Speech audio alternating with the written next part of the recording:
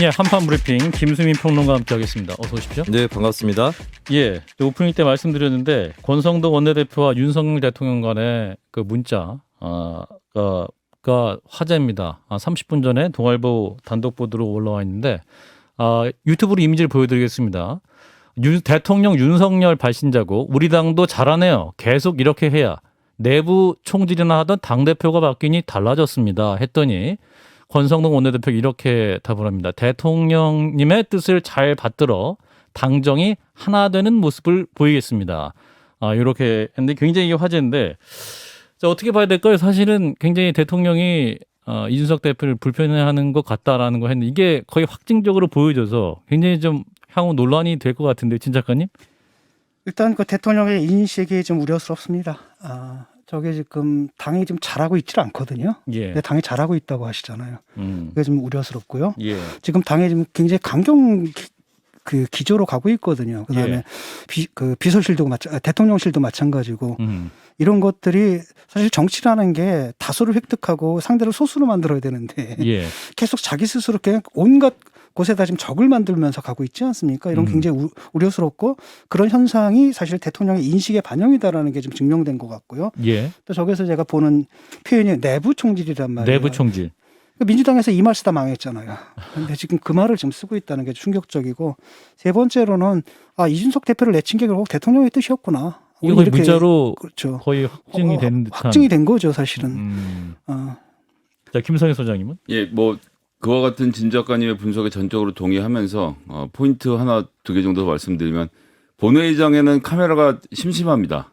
그래서 의원들이 뭘 보고 있나 망원으로 땡겨보고 있거든요. 그렇죠. 권성동 의원님의 요 각도가 약간 포토제닉한 각도가 아닌가라는 의혹을 근거 없이 던져보겠습니다. 일부러 보였다? 일부러 그랬을 보였다? 가능성이 왜냐하면 의원들이 이게 하도 걸리니까 보통 책상 밑으로 넣어서 이렇게 보거든요. 실제 볼 봐야 때? 되는 문자 경우는 이게 뭐 뺏어 보는 경우가 잘 없는데 하여튼 그런 것도 그냥 여러분 뭐 청취자분들이 재미로 한번 보시라고 말씀드리고 제가 생각하는 좀 심각한 문제는 이게 지금 텔레그램으로 현직 대통령과 원내대표가 정말 대화를 나눴다면 이건 심각한 중대. 문제입니다. 왜냐하면 여러분들 기억나시겠지만 힐러리 클린턴 이 대선 후보 나왔을 때 국무장관 시절에 사적인 이메일로 공적인 업무를 다룬 것 때문에 스캔들이 생겨서 굉장히 큰 문제가 됐었죠. 예.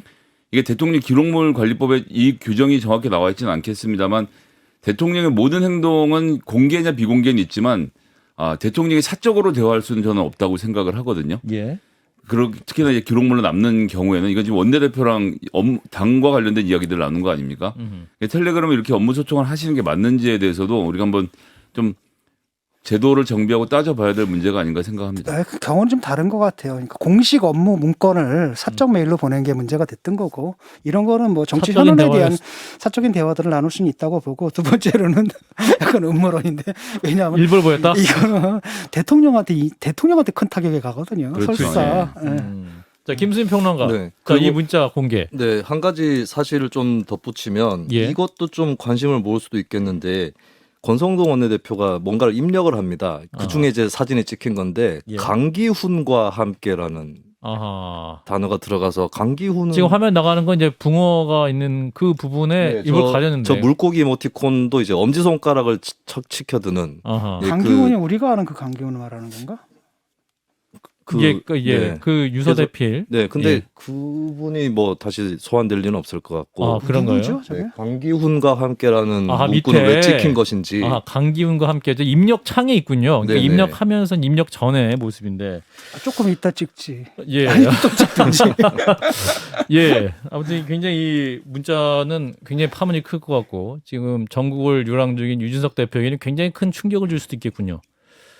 예. 자, 2부에서 국민의힘 최형두 의원과 이 얘기는 좀 더 짚어보겠습니다. 원래 준비한 별로 하고 아이템. 싶어하지 않으실 것 같아요. 최형두 의원은 그렇죠. 차를 돌리지 마시기 바랍니다. 최형두 왠지 차를 돌리실 것 같은데. 지난번에 보니까 지하철 타고 오시던데 예. 좀 이따 자, 뵙겠습니다. 잘 타고 오시고. 위화도 회군이 아니라 여의도 회군이 되는 건 아닌가 좀 걱정이 됩니다. 이 방송 들으면서 오시는 건 아니겠죠? 자, 일단 오늘 국무회의에서 또 경찰국 신설이 또 통과가 됐어요. 네, 한덕수 국무총리 주재로 국무회의를 열어서 통과를 했습니다. 이 안은 8월 2일부터 시행이 돼서 경찰국이 출범을 하고요. 3개 과의 경찰 12명, 일반직 4명, 총 16명으로 구성이 됩니다. 예. 또 이어서 경찰청장 지휘규칙안도 행안부가 제정을 할 예정인데 이것은 대통령령이 아니라 행정안전부령이기 때문에 국무회의 통과 없이 법제처 심사만 받을 예정입니다. 예. 자, 그리고 이제 어제 윤석열 대통령이 그 행안부와 경찰청이 필요한 조치할 것이다 이렇게 언급을 했는데 오늘은 굉장히 강경한 발언을 했습니다. 국기문란 언급이 있었군요. 네, 정부가 헌법과 법에 따라 추진하는 정책과 조직 개편안에 대해 집단적으로 반발한다는 것이 중대한 국가의 기강문란이 될 수 있다라고 말을 했습니다. 예. 이상민 행정안전부 장관과 김대기 대통령 비서실장에 이어서 부적절하다라고 경찰 집단 행동에 대해서 규정을 하면서 쐐기를 받는 발언이라고 볼 수 있겠고요. 예. 윤석열 대통령이 국기문란이라는 표현을 꺼낸 것은 지난 6월 23일 치안감 인사 논란에 이어서 두 번째입니다. 그러니까 두 번 모두 경찰 관련 사안이 됐습니다. 예. 자, 이 문제 여야 정치권이 격돌을 했는데 이제 민주당에서는 경찰 장악 규탄한다라는 얘기고 국민의힘 초선 의원들은 정치 경찰을 비판한다 내용의 기자회견 맞불을 놨군요. 네, 민주당 원내대표단은 서울 용산구 대통령실 앞에서 정권의 경찰 장악을 규탄한다라는 기자회견을 열었습니다. 박홍근 원내대표는 진정 국기문란을 일으키고 있는 사람은 누구인가, 윤석열 정부 아닌가라고 반문을 했고요. 행안부 경찰국 설치는 위법이다. 그리고 서장회의 참가자에 대한 징계 조치도 과도하다라고 비판을 했습니다. 이어서 대통령실을 직접 방문해서 항의 사안을 전달을 했습니다. 한편 국민의힘 초선 의원 61명은 국회 소통관에서 정치경찰 그만두고 민생경찰로 돌아가라고 기자회견을 했습니다. 이기적 행태의 일부 경찰은 묵묵히 일하고 계시는 13만 경찰분들의 희생과 노고에 먹칠하고 있음을 깨달아야 한다라고 주장을 했고요. 예. 이들 의원들은 민주당과는 반대로 경찰국은 법에 근거한 경찰 행정을 지원하는 것이고 치안 사무를 관장하는 것이다라고 밝혔습니다. 예, 오늘 오후에 또 이상민 행안부 장관은 이제 경찰대 졸업하고 7급 바로 되는 거 고쳐야 된다. 뭐 이런 발언까지 네. 이제 계획까지 됐는데 자, 일단은 11일 만에 국무회의를 통과했습니다. 설치 개정령안 어떻게 보시니 절차와 과정 문제는 없다고 보십니까? 진 작가님부터. 일단은 뭐 통과를 했으니까 8월 2일부터 실행되는 건 아니겠습니까? 예, 뭐 8월 넘어간 2일부터. 건데 이 과정 속에서 이 문제를 처리하는 게 좀 저는 굉장히 우려스럽거든요. 예. 그러니까 이상민 장관의 발언, 뭐 쿠데타 발언이라든지 이런 것들이 어디에 도움이 되는지를 모르겠어요. 그런 발언 굳이 해야 되는가? 굳이 그런 비유가 필요했나? 라는 생각이 들거든요. 일단은 그 대상이 되고 있는 경찰들이 지금 집단적으로 반발하고 있지 않습니까? 그럼 예. 제일 먼저 해야 될 것은 그들이 우려하는 바가 무엇인지, 그다음에 그들의 우려를 해소할 수 있는 방안을 마련하고 그걸로 설득하는 게 맞다고 보거든요. 예. 그런데 일단은 너희들 지금 하는 게 불법이야. 그러니까 징계할 거야. 그다음에 사법 처리할 거야. 이렇게 나가잖아요. 예. 이게 이제 문제거든요. 모든 걸 법의 잣대로만 본단 말이죠. 근데 지금 그분들이 하고 있는 게 바로 정치라는 거예요. 법으로는 아주 극단적인 경험에 규제하는 거고 그 전에 뭐가 전제가 돼야 되는 정치가 전제가 돼야 되는 거거든요. 그다음에 자기 견해를 말할 수 있어야 되거든요. 말한 다음에 그걸 받은 다음에 그걸 처리하는 게 정치지. 말도 못하게 만들어버리고 그냥 탄압을 해버리고 이러는 것들은 민주주의가 아니라고 보거든요. 그래서 이 리더십에 대한 굉장히 잘못된 생각들을 이분들이 갖고 있다. 예. 아마 그렇게 생각할 겁니다. 우리 그 반대에도 불구하고 우리는 돌파해냈어. 밀어붙이겠다. 해냈어. 나는 이렇게 일을 잘해. 라고 하는 그 착각. 좀 벗어나야 됩니다. 김 소장님. 예, 뭐 전 대통령에 대한 탄핵 얘기 이런 것은 뭐 지금 언급할 시기도 아니고 논쟁할 거리도 아니라고 생각을 하는데 예. 이상민 행안부 장관 같은 경우는 지금 정부 조직법상에 없는 사무를 시행령을 통해 교체하는 것을 통해서 예. 지금 경찰국을 신설하기도 했고 그다음 경찰국 신설의 시행령도 보통 40일간의 유예 기간을 두는 것을 4일로 4일. 예, 전폭적으로 줄였잖아요.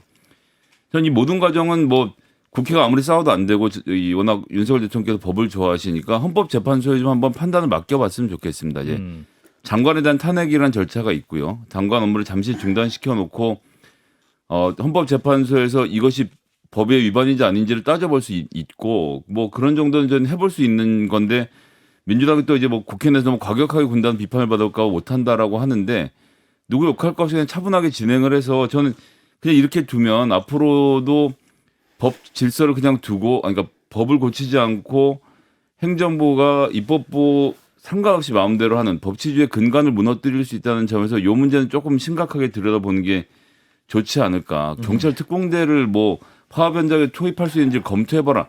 이런 지시를 행안부 장관이 왜 합니까? 예. 그러니까 전 좀 행안부 장관이 약간 좀 숨을 고르실 수 있도록 문을 좀 열어드려야 되는 게 아닌가 싶습니다. 이건 법리 다툼으로 갈 문제는 아니고요. 법 해석의 문제지 않습니까? 이거는 좀 복잡하고 이쪽 저쪽 말이 다 다르기 때문에 그다음에 지금 이게 청구 주체도 좀 없을 겁니다. 경찰에서 지금 수뇌부들은 정권과 지금 한 몸인데 누가 그걸 신청을 하려고 하겠습니까? 그런 문제가 있고 저는 뭐 근본적으로 좀 지적하고 싶은 게 자꾸 법적 잣대를 들이댄단 말이에요. 근데 이제 검사가 아니잖아요. 법과 대통령이잖아요. 원칙에 따라. 대통령이라고 한다면 법으로 가기 전에 그 뭐랄까 소통의 문제거든요. 성적 커뮤니케이션을 복원을 해야 되는데 이 과정이 전혀 없어요.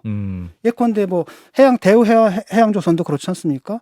아니 원청이나 저쪽에서 상대를 안 해주잖아요. 그럼 파업을 하게 되면 그게 불법이 되는 거예요. 예. 이 구조적인 문제는 놔둔 채 일단 파업하면 처벌하겠다 이렇게 간다는 게 문제 해결책이냐? 아니잖아요. 예. 20년 동안 계속 반복되거든요. 이걸 푸는 게 정치인데 자꾸 그런 식으로 하는 것 자체가 이런 말씀드려서 좀 하는데 검찰총장 출신으로서 한계를 너무 드러내는 게 아닌가. 그 세계 바깥에 더 넓은 세계가 있고 그 넓은 세계로 들어온 거 아닙니까? 정치하겠다라는 것은 정치라는 건 대화하고 협상입니다. 예. 그 점에서 예. 저도 한마디 좀 김 보태고 소장님. 싶은 것은 뭐 오늘 대우조선해양 얘기는 아니었는데 말씀하시니까 한마디만 좀 드리면 불법 파업 여부는 판사만이 판단하는 문제예요. 대통령이나 행정안전부 장관에게 그런 권한을 법적 권한을 아무도 준 사람이 없습니다. 그런데 불법 파업이라고 규정하라고 뭔가 관계기관 대책회의 하는 것은 좀 안 했으면 좋겠습니다. 예. 자, 할 게 많았어요. 자, 이어서 이제 민주당 얘기를 해보겠습니다. 90년대학번 70년대에서 이른바 97그룹 후보 단일화 관건이었는데 입장차 못 좁히고 있죠? 네, 오늘 JTBC에서 이 소위 양강 양박 그러니까 강병원, 강훈식, 박용진, 박주민 의원, 예. 97세대 의원들이 토론회를 가졌는데 예. 후보 단일화에 대해서 의견이 갈렸습니다. 강병원 의원은 후보 단일화는 구국의 결단이라는 표현까지 쓰면서 적극적인 의사를 나타냈고요. 예. 박용진 의원도 단일화는 희망의 기폭제라고 했습니다. 예. 반면 강훈식 의원은 원칙적으로는 찬성하지만 반명 기조에는 선을 긋는 모습이었고요.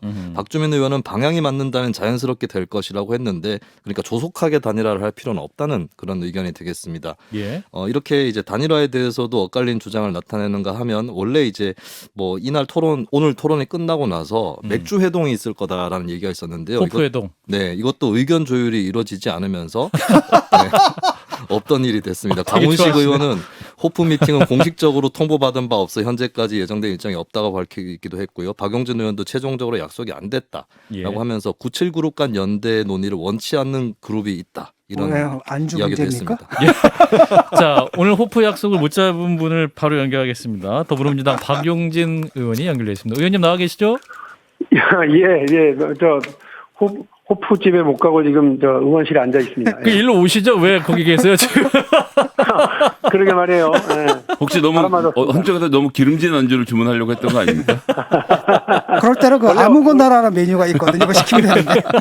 어제 원래 그 호프 약속이었다가요. 예. 하루 미루자고 했던 분이 있는데 이제 아, 그 다음에 연락이 없어서 아하. 미루자고 했던 분이 약속을 다시 잡기로 했는데 그게 안 됐고요. 예. 그거 그냥 별로 이렇게 저 단일화 원칙적으로는 찬성한다 이렇게는 하시지만 예. 단일화를 통해서 이렇게 뭐 각을 세우거나 나를 세우는 모습이 보이는 게 좀 부담됐을 수도 있고요. 예. 또 뭐 그 조금 더 그 자신의 이야기를 더 많이 하고 싶은 그런 시간과 공간이 더 필요하다고 생각하셨을 수도 있고요. 예. 근데 뭐 구체적인 얘기는 안 해봤습니다만 어쨌든 오늘 맥주 약속은 없었던 걸로 됐습니다. 그렇군요. 예, 의원님 그 컷오프는 자신이 있으세요? 여론조사를 보면 여론조사에선 박 의원님이 2위로 안정권인 것 같은데 또 투표라는 게 또 까봐야 되지 않겠습니까? 당 사정은 또 다를 수도 있고 어떻습니까? 지금 내일 모레 이제 중앙위원회잖아요. 예. 이 즈음에 가장 불안한 건 찍어주기로 하셨던 분이 전화를 안 받는다는 거죠. 중앙위원들이 전화를 안 받아요. 그렇구나. 이건 뭘까? 바쁘신 건가? 아니면 내 전화 피하시나? 예. 약간 불안한데 사람 마음이 어찌 알겠어요. 예. 근데 적어도 박용진이 이번 전당대 3인 본선을 올라가야 3인 안에는 들어가야 전당대회가 흥행할 거다. 그리고 그 안에서 가치 논쟁도 벌어질 수 있을 거다. 뭔가 이변이 벌어지려면 박용진이 셋 중에 하나에는 들어가야 된다는 거에는 대부분 공감하시고 계셔서요. 예. 어떻게 보면 이제 집단지성 발휘하고 전략적 선택이 벌어지는 자리가 되지 않을까 기대를 합니다.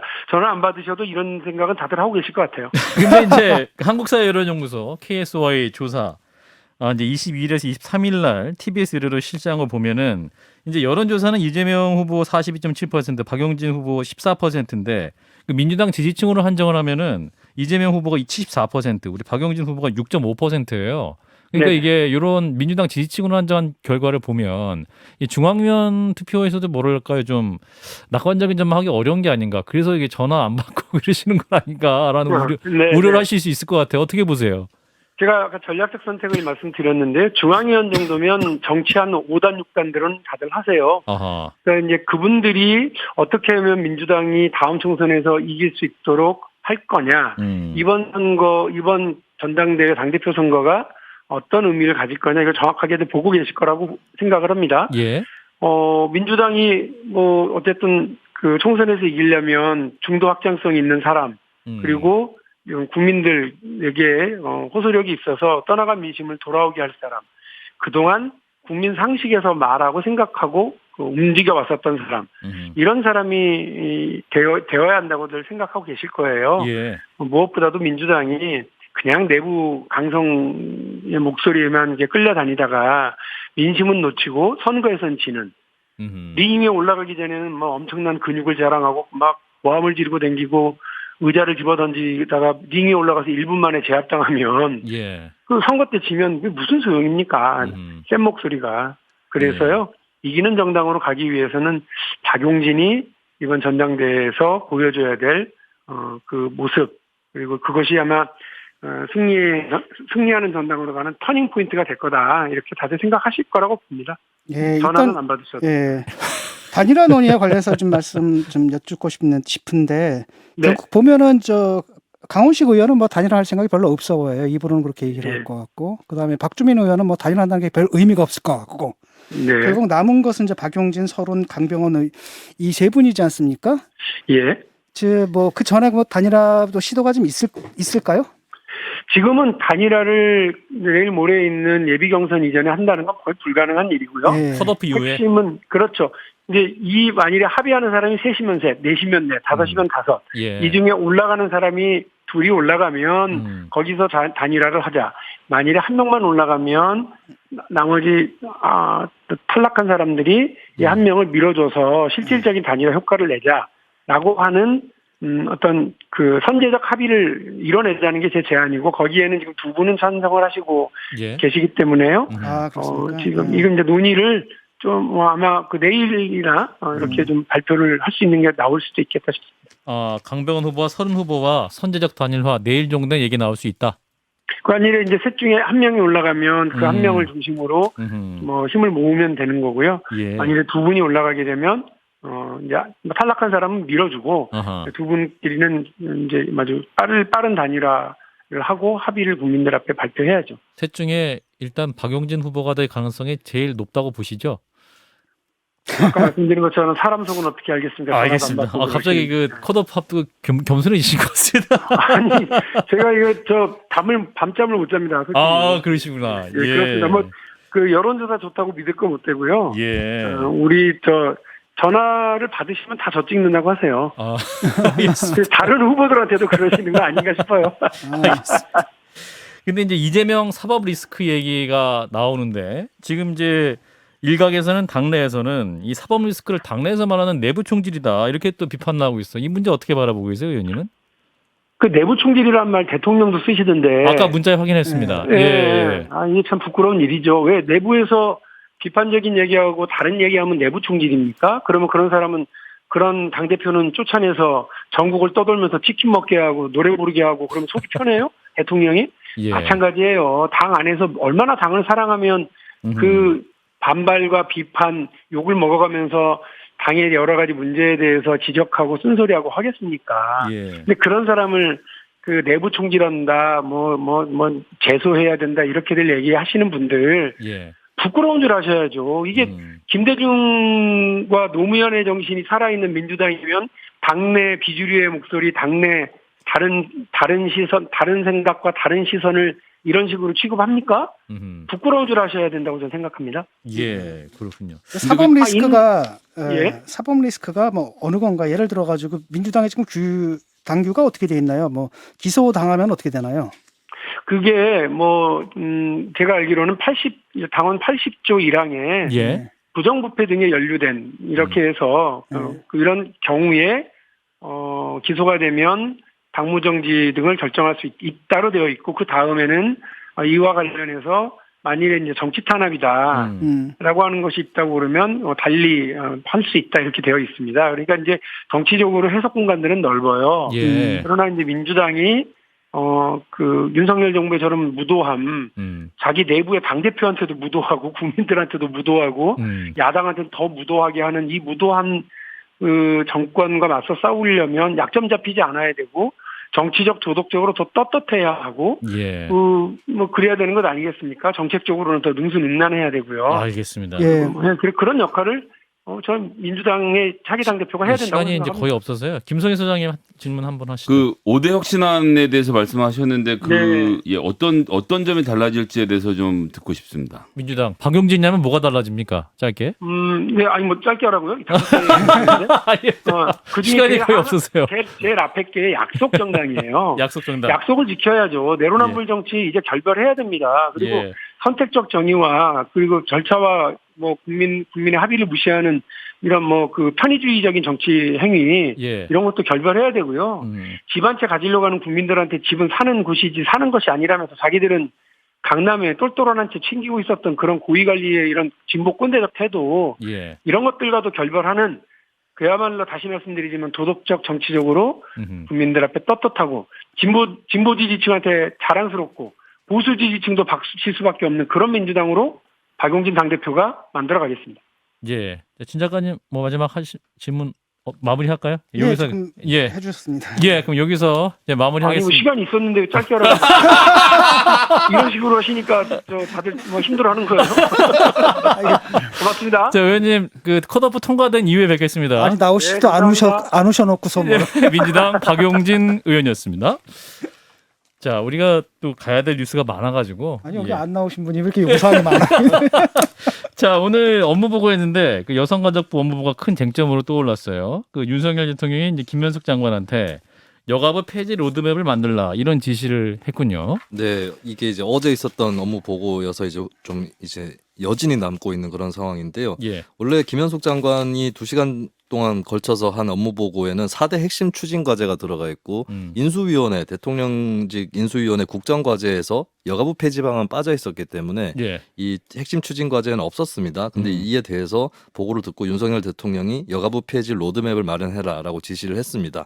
여가부 폐지는 정부조직법 개정 사항이기 때문에 국회에서 다뤄야 될 전망이고 여야 최고 쟁점으로 다시 떠오르게 됐습니다. 원래는 이게 빨리 추진 안 하려고 했던 분위기였던 것 같은데 갑자기 또 대통령의 지시가 있었던 거군요. 네, 인수위원회 당시에서는 이제 뭐 좀 국정의 후순위로 미뤄지는 그런 분위기였고, 근데 그러다 보니까 이제 일부 지지층 이탈 조짐이 있으니까 일단은 예. 권성동 원내대표가 법안은 대표 발의를 해놓는 그 정도 상황에서 일단 멈춰 있었습니다. 자, 친 작가님 어떻게 보시는지? 이게 이제 이준석이라는 인물이 갖고 있는 두 가지 측면이 있지 않습니까? 부정적하고 긍정적인 그 측면. 내부 통질이라는 당 대표 말씀하시는 거예요? 네, 내부 총질. 근데 이분이 이제 하나는 긍정적인 부분으로 제너레이션을 대표한다는 거, 젊은 세대. 세대를 이거를 취하고 그 다음에 갈라치기, 젠더 갈라치기 하는 거 있지 않습니까? 이건 대선 때 큰 피해를 받잖아요. 예. 이걸 버려야 되는데 거꾸로 취하는 거예요, 지금. 음. 젠더를 취하고 젠더 갈라치기를 취하고 그다음에 뭡니까? 제너레이션을 버리는 거죠. 예. 지금 이준석을 지금 내몰아쳤잖아요. 그러니까 20대 남성들이 다 떠났다거든요. 그걸 잡기 위해서 지금 부랴부랴 지금 없었던 얘기들을 하는 거예요. 그 군대 200만 200만 원도 다시 갑자기 그 얘기 다시 하고 했죠? 그다음에 예. 여가부 폐지도 갑자기 들고 나왔거든요. 이런 식으로 20대 남성들 표를 잡을 수 없습니다. 이분들이 생각이 없어요, 기본적으로. 예, 김 소장님은?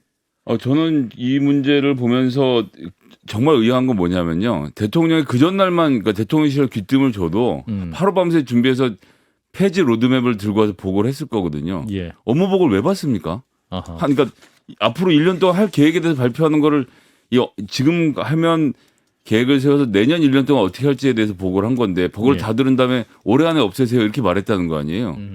그러니까 너무 즉흥적이에요. 이건 대통령 의중이 그렇다고 하면 그 전날이나 그 전전날만 구체하고 소통했어도 이런 식으로 나오진 않을 거라고 봐서 도대체 여가부 직원들을 뭐로 생각하고 이렇게 하시는지 음흠. 예, 이제 절차상도 아니, 있을 수 없는 다른 생각 것 없어요. 그냥 그 지금 지지율 올릴 생각이거든요. 그러니까 그 이렇게 하면 생각- 20대 표가 자기들한테 지지가 다시 올 거라고 믿는데 그게 착각이거든요. 그러니까 그런 기본적인 판단조차 안 되는 분들이에요, 이게. 그런 생각을 어제라도 했었어야 되는데 어떻게 네. 당일에 하자는 거죠, 제가. 김수인 평론가 마무리해 주세요.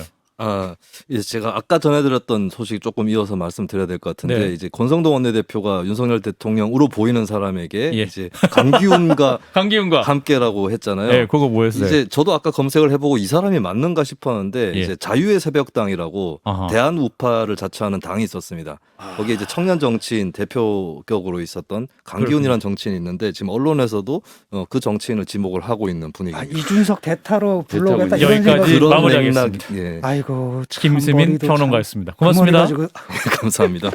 좋아요? 구독. 알림 설정.